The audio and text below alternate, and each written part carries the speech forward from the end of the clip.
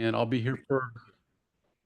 So, hi everybody, Steve Katie here, and we are with Cohort 6. Yes.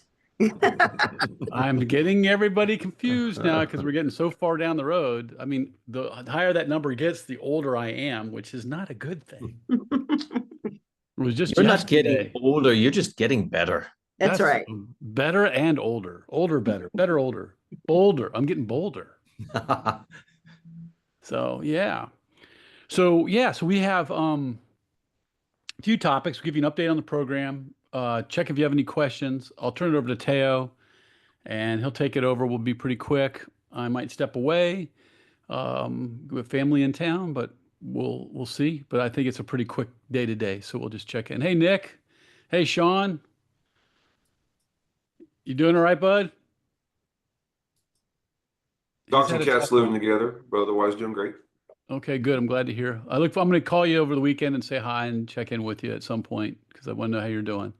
Okay, Everybody sounds keep good. Sean in your thoughts. He'll share with you as he needs to, but Sean's taking care of a lot of people right now, and he's doing a great job of it. So we all have our things. Just help Sean. He's quite a resilient human being. So let's see. So first program, we have coming into the current next cohort, we have 22. We could have 26 if we weren't careful. So we're accepting for next year and doing a wait list. We have a group of 5 that are related coming into the program, into the one cohort. So you all have twins. We have a mother and sister, and then 2 daughters, and a partner of one of the daughters coming into the program. They are all of them in the cohort are awesome human beings doing things that matter in the world. I think one of the things about our program being human centric, and you've heard of human centered design, probably have heard of that. Well, human centric and human centered design are related, but human centric is about a core value, a principle, the spirit of a human being and how what they believe is important, their values or an organization. So a human centric profession, OD is a human centric profession, right? One of the things that we do is human-centered design in our interventions and the things that we do. So when we do change, we do human-centered change because it's human at the center of the change process. So human-centered design is really product design with human at the center of it, the customer, the people at the center of that design process. But human-centric is my value, my orientation, what I believe is important. So we're in a human-centric profession doing human-centered design or change work in the world. And what I can tell you is that we've got, like you all, a wonderful group of people that are human-centric change agents, passionate about making a difference in ways that they care about. They're an interesting, dynamic, diverse group of people in every way, and just phenomenal human beings and professionals and accomplished and experienced, just like you all are. I say the same thing about you all, and that's just what we're attracting into the program. So it's just amazing. And so we, right now, I think we're on track to having a full cohort for next year by the end of summer or fall. So we're basically oversubscribed, if you will. And we're having to discuss how to manage capacity because we don't want to turn people away if we don't have to, but sometimes that happens. So that's a good thing. Teo, Jenny, Jillian, are doing a great job on all the duck on water stuff. As you know what that metaphor is, duck looks smooth on top and paddling a lot underneath.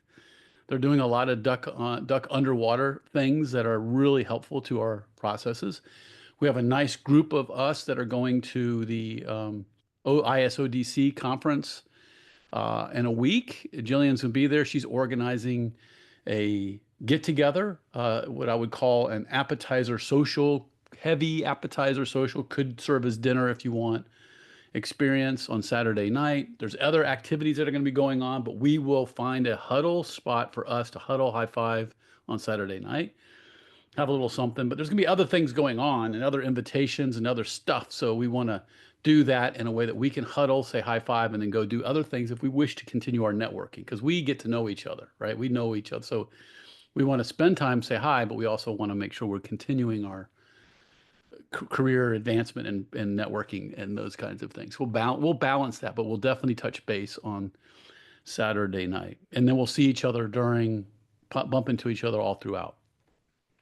So I'm really excited about that. We have a nice group going to that, and we'll be promoting upcoming events as you go. We have a newsletter. Jillian's working on that. We've looked at and I've experimented with different kinds of newsletters. If you do a world-class newsletter, it takes forever to create a world-class newsletter. It's like not worth the time, to be honest with you. It never gets right. But if you do a quick update with lots of stuff and like who's doing what, this is this, a little bit here, a little bit there, links and stuff like that, and put something quick, we can do something very quickly. So we got something that's coming out that'll be like the summer update. And Sean wants it because I'm going to need it. Yeah, well, Sean, there will be. I'm sorry, I won't be able to buy it for you through the program, but I'll be glad to buy you a beverage. So I think I owe you like 5 drinks, Sean. yeah. So it's So on Sean, you this might time. have to turn people down because you've been so helpful to everybody. No, I'm cashing in all my chips. Yeah, there you go. Roderick's I right need there. it. He'll be helping you out. Roderick's a giver. He's a giver. He's always there. Always. So yeah. So I was saying what? Because I had one point I wanted to make in addition. What was I just finished saying? Talking about the experience Newsletter. of the Cars Network. Oh, the newsletter. Yeah. Newsletter. The newsletter.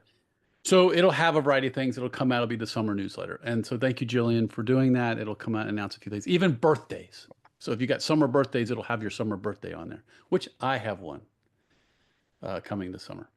And so does Jack. Let us know what it is. So you'll be in the newsletter, but Jackie and I have the same birthday. Oh, wow. And yeah. So so we got that, and you'll see job promotions and publications and presentations and who's making progress on their dissertation and stats on different things. And I'm hoping we get the survey data, a summary of the survey data into it so we can let people know, because we want to always, whenever you do surveys or collect information, you always want to feed it back, because people, if it falls on deaf ears to people, they don't appreciate it. So it's always important in our work to always feed back to the system the information that was collected from the system. That's a critical thing. It's also one of the best predictors of whether an organization becomes unionized or not. It's a big predictor. If you do surveys and you don't feed it back, there's a higher likelihood of becoming unionized than if you do. It's kind of interesting, right?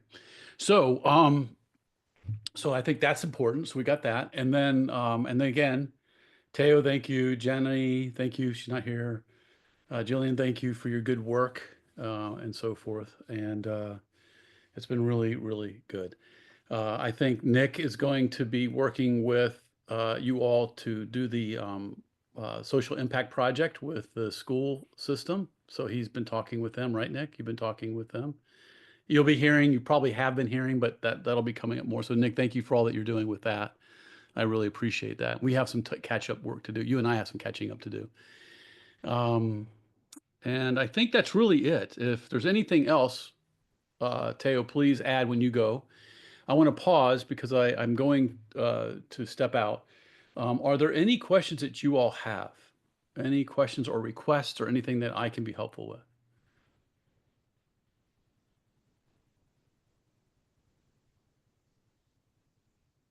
No? Okay.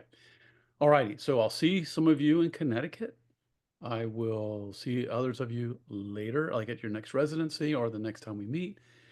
And other than that, again, Teo, thanks for all that you're doing and bringing a great cohort in and taking good care of the students. So I'm going to leave for now, and you all have a really good rest of the day and have a really great weekend. We're having a wedding at our house tomorrow.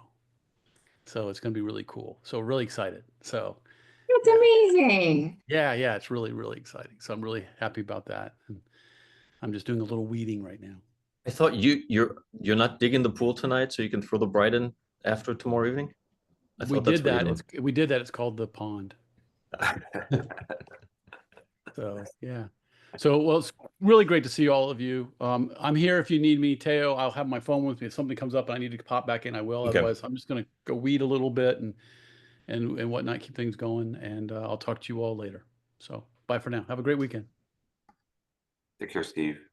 Take care. All right. I really have just one sort of update, or I don't know if it's even an update, around some of the fees. So you all had an email back in March, I think it was, where we talked about that we've been able to do some adjusting to some fee structure. The main goal was always to address the somewhat large non-resident fee. And so with the reclassification, if you will, of the program from a main campus program to a distance program, some of that was addressed. Part of that was that the executive fee theoretically would be lowered.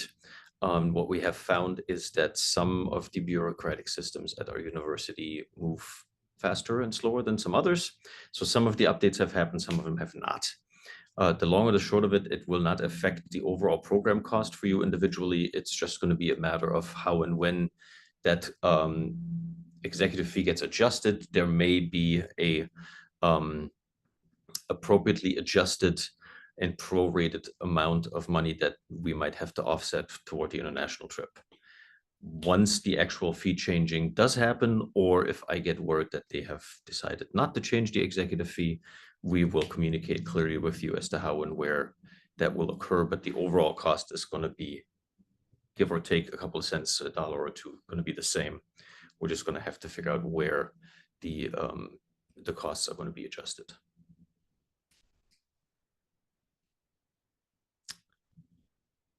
Otherwise, I'm grateful to those of you who I already talked to and had our little success conversation. Those of you that, I'm trying to think, Adrian, I don't think I have scheduled time with you yet. I've talked to Nick, I talked to Sean, Jay, you and I have Yeah, we had a marathon follow-up. Yes, we actually were both running into our spouses being like, "You done yet?" So it's been great talking to you all. Roderick, I look forward, and Eileen, look forward to seeing you both in Illinois here in the coming week. Roderick and I will get to attend the Association of Change Management Professionals Conference, and Eileen's going to visit with us on Monday night, we hope. So that also is exciting. I really like the conversations that I get to have with the Cohort 7 student and prospective students.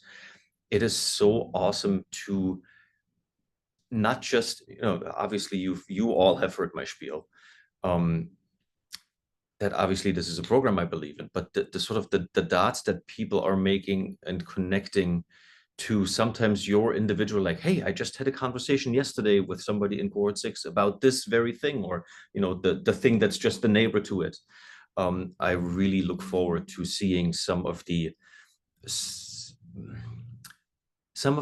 wonderful blossoming and cross collaboration and maybe co-conspiratorial behaviors that will come out of you all this fall becoming like the old farts for Cohort 7, right? They are going to be looking to you all like, can you tell me? And so one of the things that you're going to see coming from my office, from Jenny and I, this summer is request, are you willing to be available in some mentorship capacity for some Cohort 7 folks as they are coming in?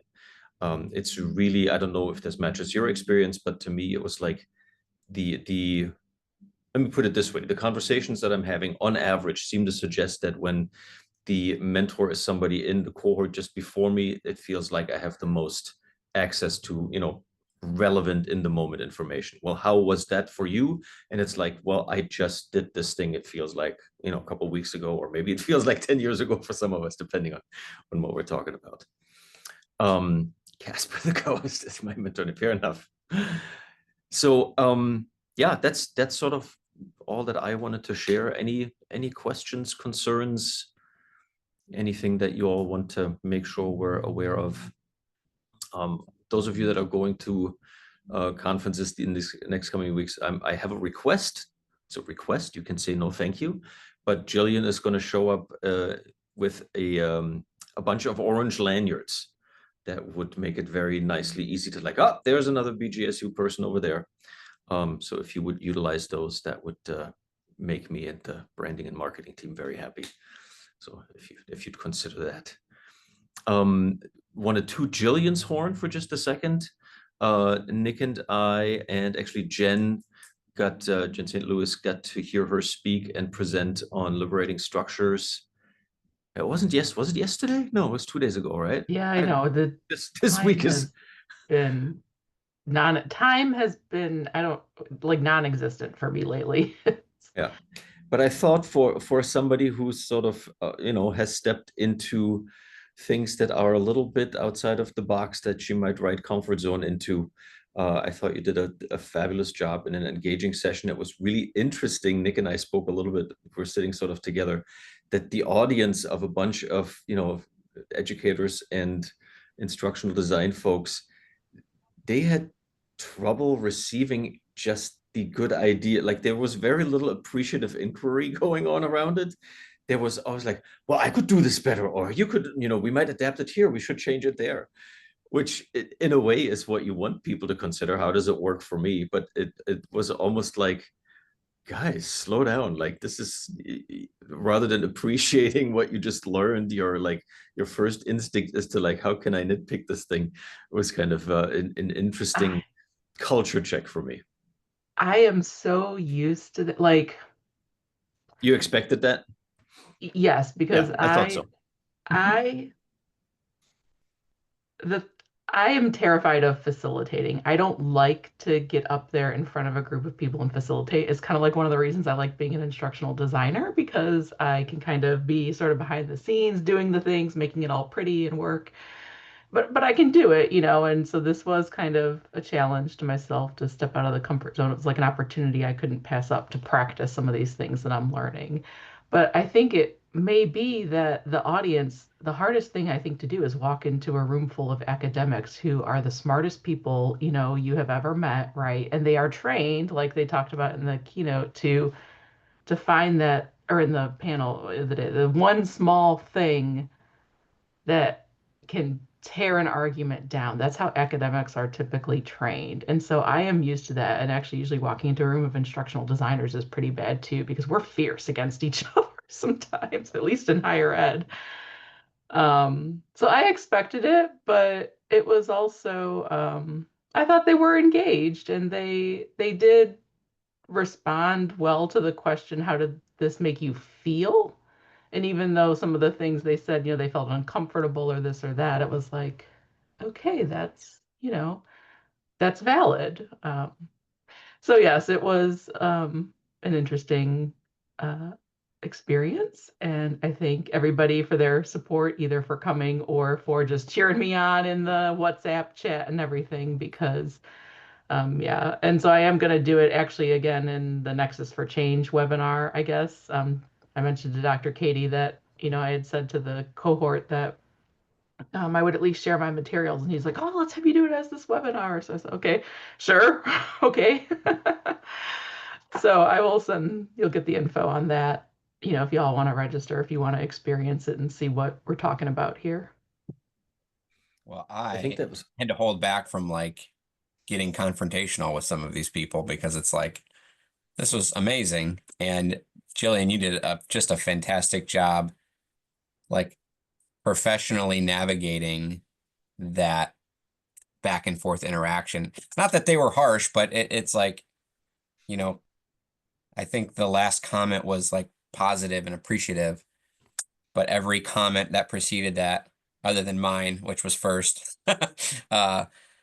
was like, I think I would have done it differently this way. And it's like, okay, well, thanks for that. Who else has got something else? But yeah, it was great. Great job, Jillian. I'm so glad I got to be there.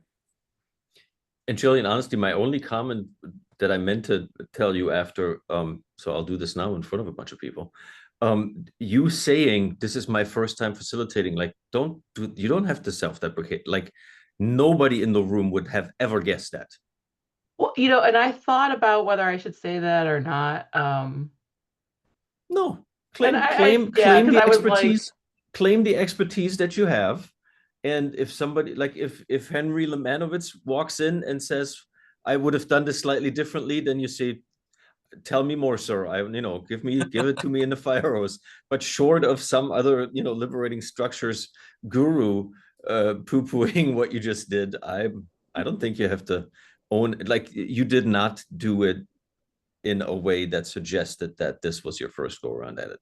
So I don't think that was needed to be anybody's business. That's just my perspective. Unfortunately, I didn't get to see it, but had I just listening to what was described, you should take a lot of pride in something like that's a tough crowd. And the role that you're playing, and I see you do this fairly often, Jillian, is action ignition and action igniter, right? You describe something and get people thinking about things, and basically you elevated them already to go in maybe a further direction beyond what the discussion was. That's a really great thing to have.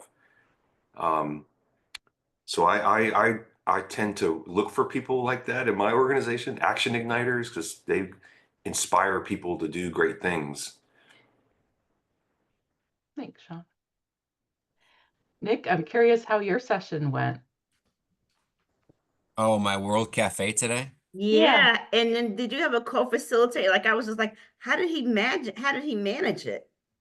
So today we have an instructional coaches network that met in person in the fall, and then we had Zoom meetings, and then today was our culminating meeting again in person. And so we really lean into, facilitating conversations, especially at the end of the year. We want to kind of reframe the past to the future. And so I co-facilitated and co-planned this event because that was one part of a 3-hour event. And so I co-planned it with two colleagues of mine, but but I facilitated, so it was kind of weird. So I was a host at a table, but I also had to facilitate, the time and the rotations and all of the things. But it was fantastic. It's incredible just because it's not, I don't know, to me, the way that we did the World Cafe today, it's like it's not any like rocket science, super complicated thing. It's, setting the stage, creating an environment, getting good questions, and just putting them at a table and chatting. And so we had a lot of really positive feedback about just how they could see themselves taking this back to their districts and their buildings and using it to plan PD for the next year, or because it was all around coaching and, the dynamic that teachers have kind of a belief system around being coached, and instructional coaches have sometimes a different belief system about being coaches, and, how we might reconcile or align those in a common vision of what coaching could be. So it was great. I couldn't have asked for a better first facilitated experience. And Jillian, to your tip of the hat to you, because I also announced that, hey, this is the first time I've ever facilitated this. But it was fantastic. Thank you for asking. I was like, man, I got to get a picture for my cohort. So It was I very was as cool. excited to do it for you all that I was for the people who actually experienced it. So I really want to encourage you guys, us guys, us all. I guess in a way I'm talking to myself with this one too. I believe that if you've gotten to being a member of the DODC program, you have about you an air of grasping things and working with them that is above the typical norm out there. And so I think that most of us, all of us, when we spend 15 minutes on something to say, here's how I could use that, and let me share this with a group, it often is equivalent to somebody else going through a week-long training. And I feel we all ought to lean into that. And like, I don't have to like diminish this right now. Somebody's, oh, Adrian had to leave. Okay, I missed that, sorry. I have a couple Yeah. of reminders, or go ahead, Nick. No, one thing that I was going to mention is, one beneficial byproduct of this program for me, outside of like making a comment like that, is that I'm much more confident in, who I am entering into spaces that, maybe a couple of years ago I would have been anxious about. That there is this foundational kind of baseline confidence that is elevated since starting this program. So I think to your point, Teo, I think it's there. Just walking the walk all the time is the trick. I would agree, Nick. This is the first session I've facilitated. I mentioned how I don't really like facilitating, but where I was able to eat lunch because I wasn't so nervous. Like it was a very odd feeling. I even told my sister, I'm like, I didn't feel like anxious beforehand or even after looking at the evaluations, whereas normally like that just shatters me for a day, So it's been very interesting, like, and nothing else has really changed in my life that would, necessarily otherwise um, affect that. So curious. Off on the horizon, you're seeing that DODC getting closer. And in the background, you might hear Jaws music. Dun, dun, dun, dun, dun. Of course, that could be the thesis and all the stuff that happens for that. I don't know. I just put in the chat, but to your point, Jillian, like I think about the leadership circle and the conversation I had with Bryce, and how before, like I go through a conversation or a meeting or whatever it is, then I spend the next 2 hours critiquing every thought and every word and every statement and every sentence that I made, as to it should have been this instead of that. Where now I am at peace with who I am in those spaces, and don't stress out as much about whether or not I sounded the way that I think they wanted me to sound. I don't know. Yeah, Tim asked me because I had asked him where to get the bells, and he said, yeah, what I have to ask you, what do you want your intention, to be going into the session? And I'm like, wow, I've never actually thought about that. Usually I go in intending, right, like I want to do a good job, I want to present well, I want them to like me always, the leadership circle kind of thing. And I said, I really want to just be a calm, warm presence that, especially given the topic that we were discussing, the tensions in higher education right now, the burnout and the stress that everybody is feeling. And I think that really actually helped, because then I had that in my mind, like, okay, I need to try to be calm and warm and just open and accepting of whatever they might say to me, So, yeah.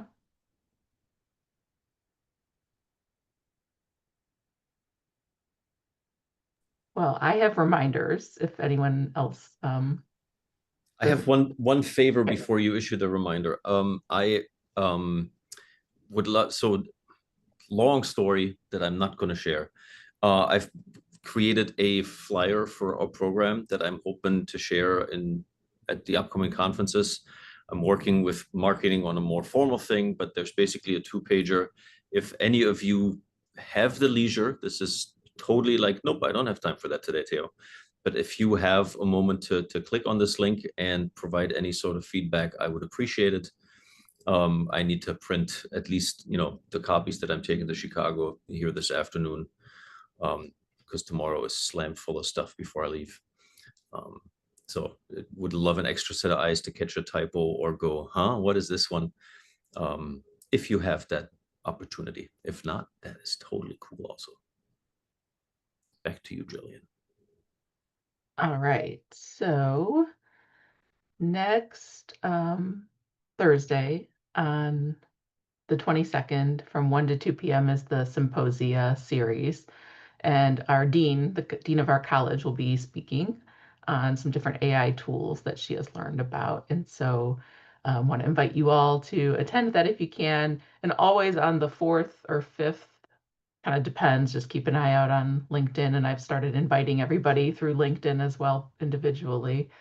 For those symposia series, you'll get to hear from like faculty. We have some former students in the program all lined up to talk about their experience or their dissertation or their research through the end of the year. So 4th or 5th Thursday of each month, the same time, 1 to 2 p.m. Next Thursday, it's the dean, so always good chance to get to hear from the dean of our college. She'll be doing the presentation for us next week. That is one reminder. And then thank you. A couple of you, I sent out the email if you drop in on the cohort 7 meetings to say hi, because I think it is fun to greet the incoming cohort. I remember, all of us being there in that position last year, and it'll be nice to meet some of them at our first residency come August. So thanks for joining in. And if you want to do that, just let me know. And then our residency is coming up here shortly. It seems like it's going to be like here before we know it. And we have, we're working on the networking time in the evening, and there's going to be some live music at Levis Commons that weekend. So we're hoping to kind of be able to partake in that. And what else am I forgetting, Teo? We've got there's always these events that I want to just repeat, that we send out things through email Well, for. It's always good. I shared this with you, Jillian, but weather permitting, my parents have a 30-foot sailboat on Lake Erie. And so I was going to, whoever's interested, go up to the lake and have a sail on Saturday after the cohort. So that's an open invitation. I cannot fit 20 people on the boat, but you can do our best to fit as many if you want to join. So Yeah, thank you, Nick. That's awesome. Definitely want to put that out there to folks. And how many can you fit? Do you know how many will go? How does that work? I've never really done boats. So it's a sailboat, so you'll be able to fit like quite a bit. I would say, no more than like 10 adults, 10 to 12 adults. And if you are interested and haven't been on boats much, I would suggest getting some Dramamine or something, so that it can be a pleasurable experience. But it is nice. Night sails are fantastic, and it's a great place.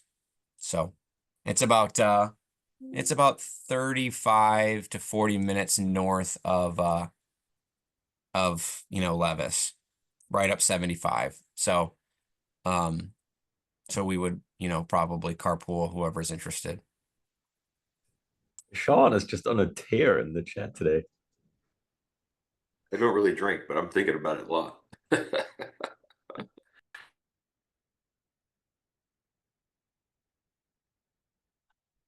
Yeah, looking at the chat. Yeah, I think that's all I have. there's always going to be alcohol, but if you have something specific that you like to drink, I encourage you to BYOA, bring your own alcohol. And yeah, so June, July, this will be, it's something that that I've already talked to my dad about. So he's the captain, but it'll always be weather permitting.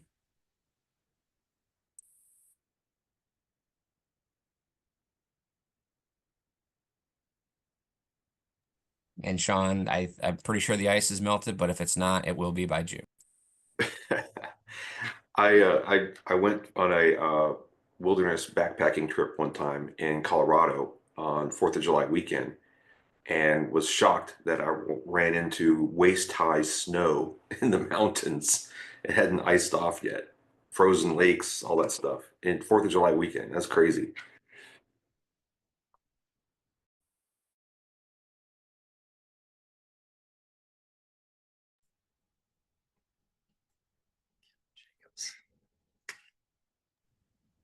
All right, friends.